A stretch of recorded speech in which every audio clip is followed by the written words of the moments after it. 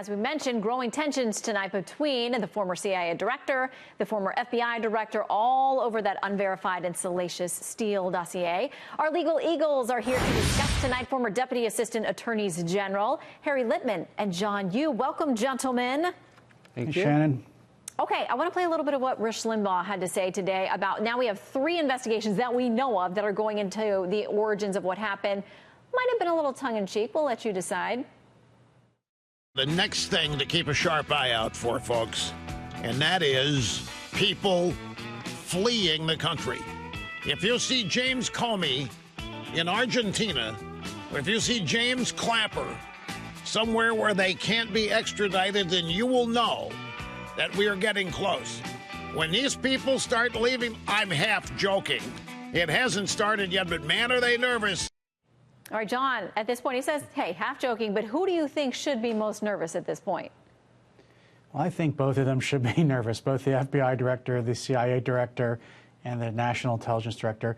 And the reason why is because of the appointment by Attorney General Barr of Mr. Durham, the U.S. Attorney in Connecticut, to take a look at all this. The reason why is if Mr. Barr, who is no like sort of anti-deep state guy, he's a guy who started out in the CIA.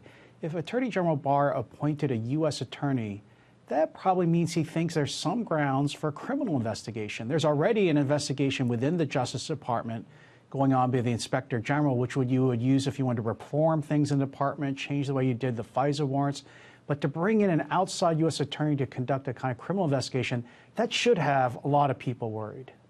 All right, so Harry, we understand there are 3 different investigations going on. The latest one, this U.S. Attorney John Durham that we found out about, we're told it's been weeks that he's been on this job, maybe even longer. We have some hints.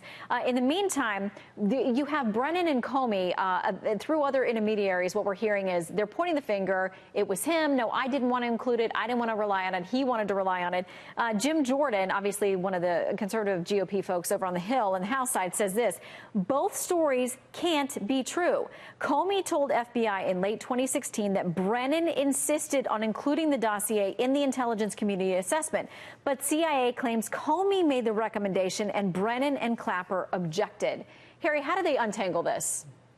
The first thing to understand, Shannon, these are 2 extremely different things. What Durham is looking into, what Barr wants to know about, is the origins of the probe, how the Steele dossier might have been used in the FISA application. And by the way, to John's point, Durham has several times in the past looked at sticky situations for Holder, for Reno, for Mukasey, and it wasn't criminal. And there is already a U.S. attorney looking at the situation. That doesn't mean it's criminal. But the big thing to understand is what they're talking about now, the finger pointing, is whether this information should have been given to Trump.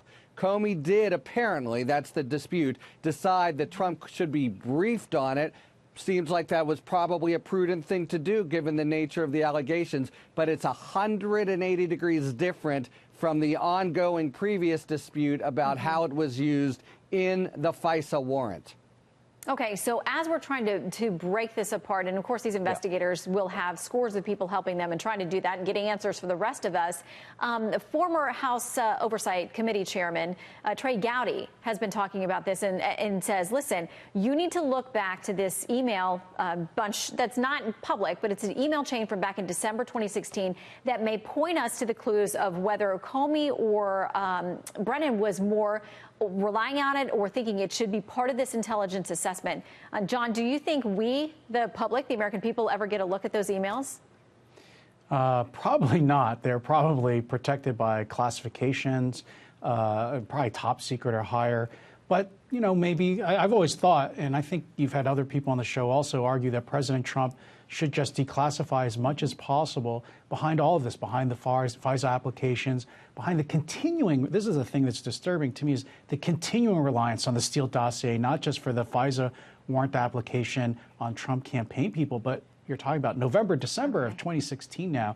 That's, I think that's something that Trump could allow the American people to see. Right. Otherwise, he'll just stay classified and we'll never see it.